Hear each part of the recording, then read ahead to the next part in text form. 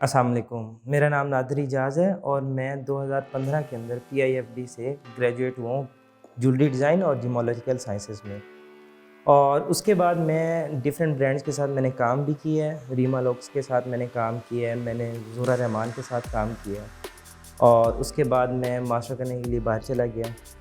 फिर आके मैंने अपना काम स्टार्ट किया और मैं 2019 से दिसंबर 2019 से मैंने इस काम के अंदर मैं प्रॉपर अपना पहले मैं छोटे लेवल पे फ्रीलांसर करता था, फिर उसके बाद मैंने अपना ब्रांड स्टार्ट किया है नून बाय नादिर के नाम से। और अल्हम्दुलिल्लाह मुझे रिस्पांस में, क्योंकि मैंने फील्ड के अंदर काफ़ी काम किया, मार्केट में काफ़ी काम किया, तो माशाल्लाह मुझे रिस्पांस बहुत अच्छा आ रहा है। और मेरा जो प्रीवियस एक्सपीरियंस था जॉब के दौरान, स्टडी के दौरान, तो माशाल्लाह उसमें मुझे काफ़ी अच्छा रिस्पांस आ रहा है कस्टमर से भी और सोसाइटी से भी।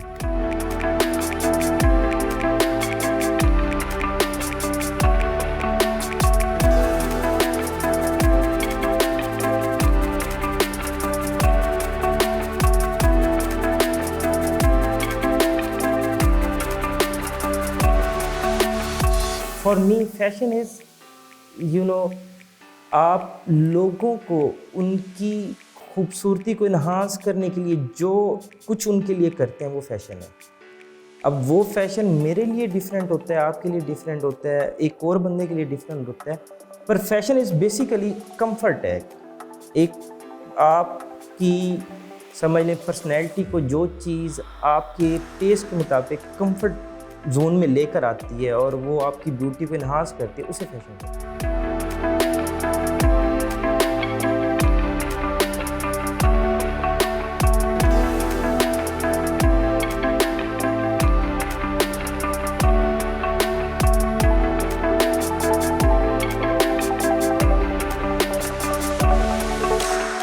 ज्वेलरी के लिए ना आपको जो चीज़ें स्टडी करनी पड़ती हैं, मेरा बेसिकली बैकग्राउंड ज्वेलरी से है।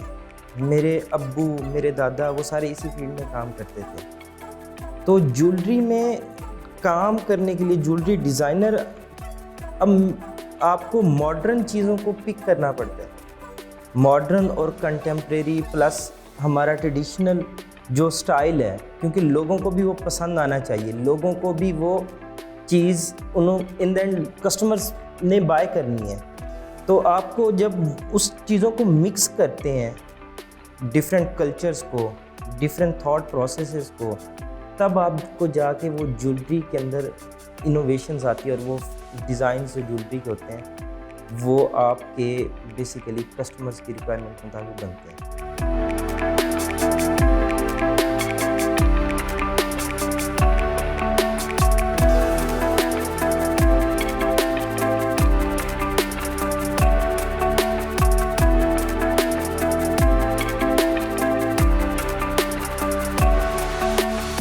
मेरे अकॉर्डिंगली आप कोई भी देख लें, एग्जांपल डेली लाइफ में कहीं पे भी किसी ब्रांड्स को देख लें, किसी जगह देख लें, सिर्फ ड्रेसेस कुछ भी नहीं है अनटिल जब तक आप उसके साथ ज्वेलरी को पेयर अप नहीं करते, उनके साथ आप स्टाइलिंग ज्वेलरी नहीं करते। तो ज्वेलरी अगर हम हिस्ट्री में देखा जाए तो ज्वेलरी भी फैशन का, कपड़ों का, पर्सनैलिटी का एक प्रॉपर हिस्सा रहा है। आपने राजा महाराजा को देखा होगा, आपने उनसे पहले लोगों को, क्वींस को देखे हैं, तो उन्होंने भी प्रॉपर एक अपने आप को ज्वेलरी के साथ, महाराजाओं ने अपने टर्बन्स के अंदर इतने बड़े बड़े उन्होंने पीस लगाए होते थे, स्टोन्स यूज़ करते थे और ये बिल्कुल तब से चलती आ रही है। ज्वेलरी हमेशा ही फैशन का एक पार्ट रही है। हाँ, पाकिस्तान में क्योंकि हमारा एक कल्चर सब कॉन्टिनेंट से जब हम आए हैं तो हमारे माइंड में होता था कि एक हिस्सा जो हमारा इलीट क्लास समझ लें या लोग समझ लें ऐसे कि जो बहुत ज़्यादा अफोर्ड कर सकते हैं, तो वो गोल्ड पे अपने आप को ज़्यादा वो लेकर आते थे। तो इस वजह से ये चीज़ इतनी ग्रूम नहीं कर सकती। फैशन ज्वेलरी की मैं बात कर रहा हूँ, कंटेम्प्रेरी जो डिज़ाइनर ज्वेलरी होती है। लेकिन अब आजकल जिस तरह ट्रेंड्स काफ़ी ज़्यादा सर्कल्स में आ जाते हैं, ट्रेंड्स ज़्यादा ग्रूम होते हैं, ट्रेंड्स आ जाती हैं, चेंज होते रहते हैं। और क्योंकि आजकल आपको पता है कि गोल्ड की प्राइसेस वगैरह और इंडस्ट्री वगैरह जो गोल्ड की है वो भी इतनी ज़्यादा बूस्ट नहीं है, क्योंकि प्राइसेस काफ़ी इश्यूज़ हैं, उनका रेट काफ़ी ज़्यादा है, तो अफोर्डेबिलिटी एक इशू आ जाता है। तो लोग अपने आप को इस चीज़ के अंदर काफ़ी ज़्यादा कन्वर्ट कर चुके हैं। अब एक प्रॉपर इस टाइम इंडस्ट्री बनती जा रही है ज्वेलरी की। अब बहुत बड़े बड़े ब्रांड्स हैं जो कि कपड़ों में जाने जाते थे, अब वो अपने आप को ज्वेलरी के अंदर लेकर आ रहे हैं, जो कि एक अच्छा पॉजिटिव साइन है, जिसको पहले इग्नोर किया हुआ था। अब वो हर बंदा, हर ब्रांड्स 90% जो क्लोथिंग्स में होता था, जो फैशन कपड़ों का काम करते थे, अब वो ज्वेलरी में अपने आप को कन्वर्ट करते आ रहे हैं।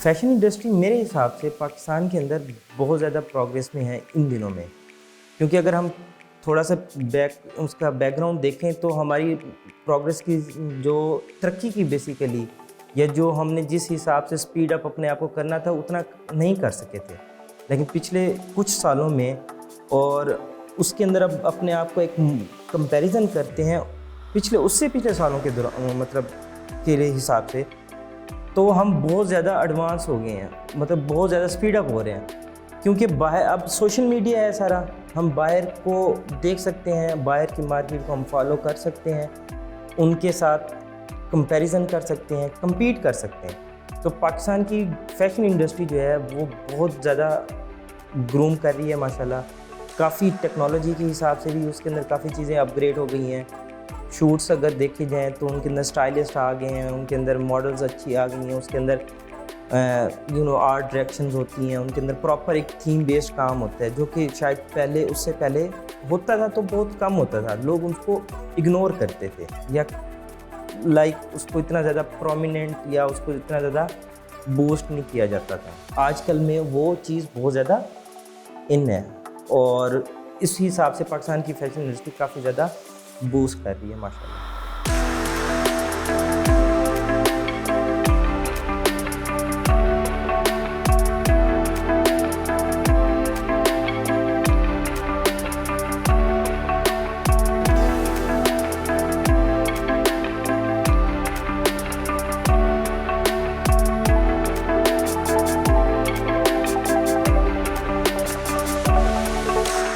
Definitely fashion is incomplete without styling.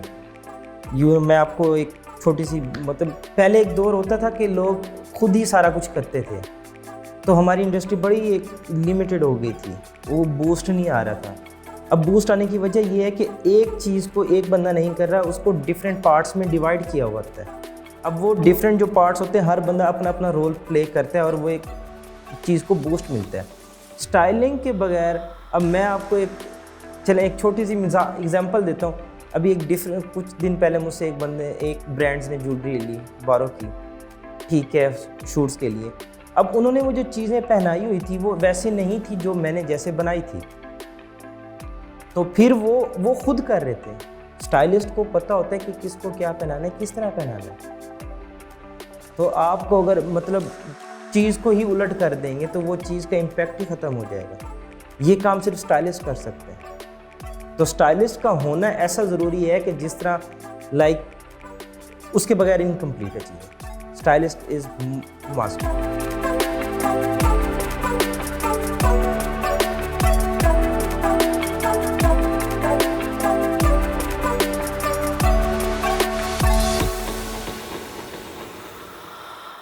Basically jewellery design, सबसे पहले तो कोई भी चीज़ डिज़ाइन करनी होती है आपने, उससे सबसे पहले आपको इंस्पायरेशन लेनी पड़ती है। बहुत से लोग डिफरेंट प्रोसेस में इंस्पायरेशन लेते हैं, कुछ लोग रूटीन लाइफ में लेते हैं, कुछ लोग नेचर से लेते हैं, हर बंदे का अपना अपना एक थिंक प्रोसेस होता है। इंस्पायरेशन के बाद फिर उस चीज़ को हम जो है स्केचिंग में लेकर आते हैं, विजुअलाइजेशन उसकी करते हैं, और उसको हम स्केच के थ्रू पीस, अगर कहीं से हमने इंस्पायरेशन ली है, नेचर से ली है, तो नेचर को हमने एक चीज़ के अंदर डिफ़ाइन करना है। आपको देखते ही वो लुक आनी चाहिए कि इसको कहाँ से लिया होगा, ये इसकी इंस्पिरेशन कहाँ से है। तो ये सारा प्रोसेस है। उसके बाद फिर मैन्युफैक्चरिंग पार्ट्स आ जाते हैं। फिर उसमें हमें डिसाइड करना पड़ता है कि इसके अंदर जो है कि कलर्स किस तरह के रखने हैं, वाइट रखना है, गोल्ड रखने हैं, रोडियम रखने हैं, मैट गोल्ड होता है, काफ़ी उसके अंदर प्रोसेस होते हैं डिफरेंट स्टेप्स करने के बाद फिर इन द एंड जाके हमें एक फाइनल पीसेस मिलते हैं।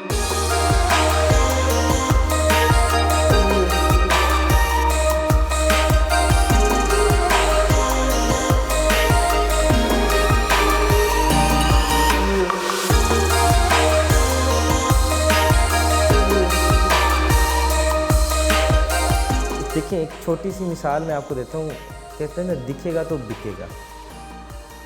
आप जितना अच्छा शूट करते हैं, जितनी अच्छी आप अपनी प्रोडक्ट को, क्योंकि आज कल फॉर्चुनेटली हम अपने आप को ई मार्केटिंग में लेकर आ गए, हर ऑनलाइन बिजनेसेस चल रहे हैं, लोगों के पास शॉर्टेज ऑफ टाइम है, बॉदर नहीं करते जाके देखें, स्टोर्स पे आएँ तो 40-50% 60% सेल्स जो होती हैं वो ऑनलाइन हो जाती हैं हर बंदे आज ब्रांड्स की। लोग प्रमोट कर रहे हैं इस चीज़ को, तो उसके लिए आपको जब तक फिज़िकल, तो अगर मैंने कोई चीज़ आपने कोई चीज़ फिज़िकल नहीं देखी और आप उसको विजुअली देखते हैं, शूट्स के थ्रू देखते हैं, तो जितना अच्छा वो आपको कन्वे करेगा उस शूट के थ्रू मैसेज, प्रोडक्ट आपका जितना अच्छा वो दिखाएगा उतने ही बिकने के ज़्यादा चांसेस हैं। तो इसके लिए ये है, मैं कहता हूँ कि जितना अच्छा हो सकता है शूट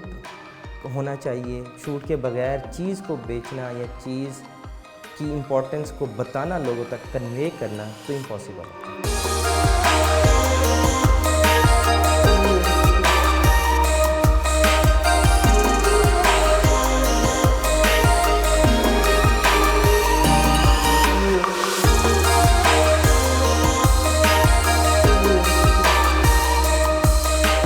अगर PIFD 2011 के अंदर उन्होंने अपना पहला बैड निकाला था ज्वेलरी के अंदर, और PIFD तब लाहौर पंजाब का, पाकिस्तान का कोई पहला दूसरा इंस्टीट्यूट था जो ग्रेजुएट निकाल रहा था ज्वेलरी डिज़ाइनिंग के अंदर, जो उससे पहले ये फील्ड ही इसको कोई फील्ड ही नहीं समझता था। अब वो 2011 के बाद जब वो स्टूडेंट्स आना शुरू हुए मार्केट के अंदर, उन्होंने अपनी स्किल्स दिखाई, अपना टैलेंट दिखाया, काम दिखाया, काम का एक डिफरेंट पर्सपेक्टिव दिखाया कि ज्वेलरी ये सिर्फ नहीं है जो हम मतलब दादा परदादा या वो उस मतलब पिछले 50 साल से जो चलती आ रही है, नहीं, ज्वेलरी को एक डिफरेंट पर्सपेक्टिव में उन्होंने दिखाया और उससे काफ़ी फ़ायदा मिल रहा है। हम अपने आप को इंटरनेशनल मार्केट के साथ अब कंपेयर करने के मतलब इस पोजीशन में आ गए कि हम कंपेयर कर सकते हैं, और ये आगे मज़ीद माशाल्लाह ये फील्ड ग्रूम होती जा रही है। क्यों? क्योंकि एजुकेटेड पीपल अब आना शुरू हो गए हैं, प्रोफेशनली एजुकेटेड आना शुरू हो गए हैं इस फील्ड के अंदर, ज्वेलरी के अंदर। अब इसको एक फील्ड समझना, डिपार्टमेंट समझना शुरू कर दिया। मैंने आपको वही बताया ना कि पहले ब्रांड सिर्फ कपड़ों पे फोकस करते थे, अब वो प्रॉपर ज्वेलरी को पे फोकस करते हैं। उन्होंने ग्रेजुएट हायर्स किए हुए हैं। तो ये सिर्फ आई थिंक कि ये इदारे का भी इसमें बहुत बड़ा रोल है, एजुकेशन का सबसे बड़ा रोल है, क्योंकि अगर आपको अपने आप को बाहर वालों इंटरनेशनल मार्केट के साथ कंपेयर करना है तो आपको उनके टर्म कंडीशन को फॉलो करना पड़ेगा, और वो है एजुकेशन।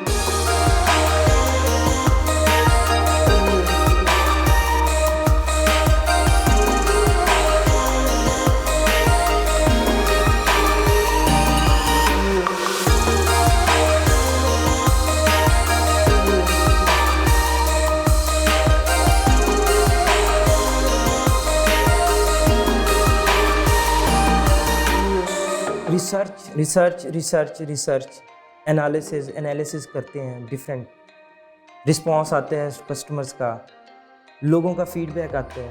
उसके साथ साथ उन सारों को स्टडी करते हैं। स्टडी करने के बाद फिर देखते हैं कि डिमांड्स कितनी ज़्यादा है, वो चीज़ डालना शुरू कर देते हैं मार्केट में। नई चीज़ को, इनोवेशंस जिसको कहते हैं कि हर चीज़ नई चीज़ बनाते जाना, हर सीज़न में एक नई कलेक्शंस आती हैं। तो वो सिर्फ यही होता है कि वो ट्रेंड्स को चेंज करने का एक आहिस्ता आहिस्ता स्पून फीड हो रहा होता है। तो वो उस तरह से ही ट्रेंड्स चेंज होते हैं कि आप अपने आप को कस्टमर्स की डिमांड के मुताबिक, लोगों की डिमांड्स के मुताबिक जब वो चेंज करना शुरू कर देते हैं तो वो ट्रेंड ऑटोमेटिकली चेंज हो जाता है। 2022 में बेसिकली लोगों को पर्ल्स ज़्यादा पसंद है, क्योंकि हमारे ट्रेडिशंस जो होते थे पहले, अगर मैं अपने, क्योंकि मैं बेसिकली मुजफ्फरगढ़ से हूँ, मुल्तान से, तो मैंने वो बचपन से ही बेसिक्स तरीके देखे हैं ज्वेलरी बनने के। मेरे अब्बू काम करते थे, तो उस चीज़ की वो जो चीज़ें तब यूज़ होती थी वो आजकल यूज़ हो रही हैं। वो पर्ल्स, वो मोती, वो बार बार अब 90% लोग वो यूज़ कर रहे हैं, क्योंकि लोग उसकी डिमांड कर रहे हैं। इस टाइम कंटेम्प्रेरी स्टाइल्स काफ़ी ज़्यादा यूज़ हो रहा है, और इस टाइम जो 2022 के अंदर है, लाइट वेट हो, कंटेम्प्रेरी हो, मॉडर्न और हमारा ट्रेडिशंस का मिक्सचर हो, ठीक है, तो वो चीज़ें आजकल बहुत ज़्यादा ही हैं।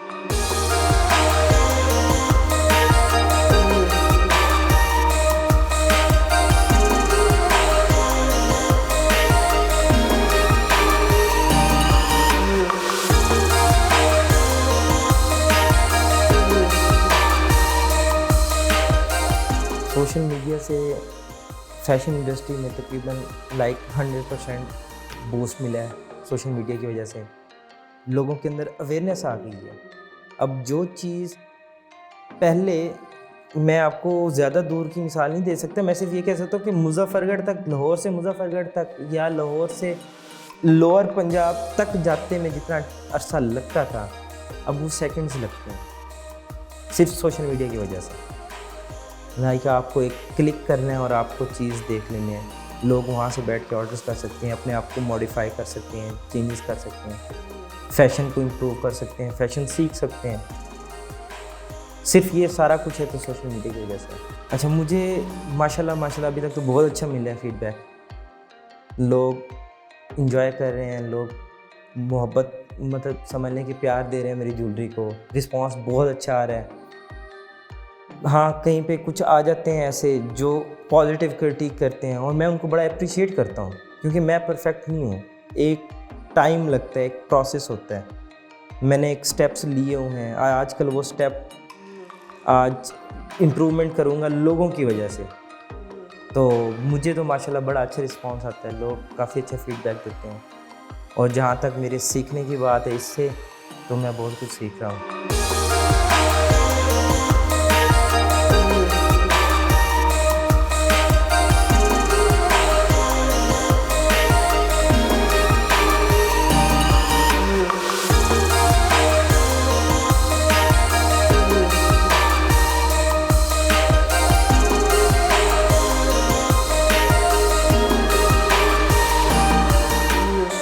मेरा तो उनके लिए मैसेज है जो जूनियर्स आना चाहते हैं, ये जो इस फील्ड में जूनियर्स हैं, ये लोग हैं, दे आर लकी इस टाइम।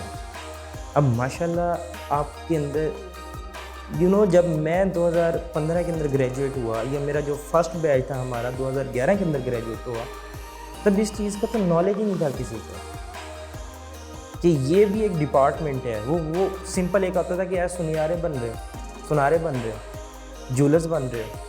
तो वो चीज़ अब तो उनके लिए वो लकी है कि वो एक स्ट्रगल के दिन जो है, ब्रांड्स के अंदर अवेयरनेस आ गई है, वो स्ट्रगल के दिन ख़त्म हो गए। रिसर्च करें, काम करें, वर्क हार्ड, और जितना ज़्यादा हो सकता है मेहनत करें। डिसहार्ड नहीं होना, डिसपॉइंट नहीं होना। डिग्री का मतलब ये नहीं होता कि आपके हाथ में दिन का चिराग आके घुमाओ और वो जॉब्स मिल जाए या वो हो जाए। तो इसी फील्ड में slow and steady wins the race, और डट के रहना चाहिए। इंशाल्लाह कामयाबी मिलती है, और ये फील्ड अमेजिंग फील्ड है।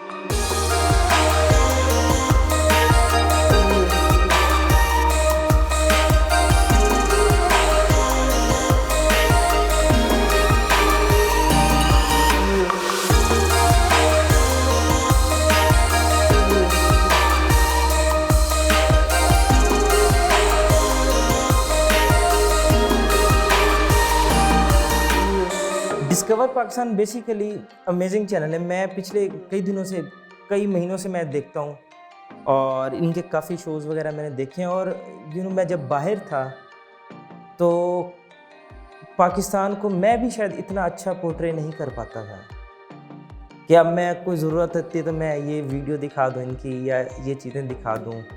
कि यार ये देखो ये पाकिस्तान है। लोगों के अंदर जो पॉजिटिव इमेज पाकिस्तान का जो पिछले कुछ डिफरेंट फैक्टर्स की वजह से बड़ा ख़राब हुआ था और लोग इसको एक अजीब सी नज़र से इंटरनेशनल बाहर के लोग देखते थे, तो उस हिसाब से तो ये इनका जो सिला है ना वो कोई नहीं शायद इनको दे सकता कि they are doing amazing job.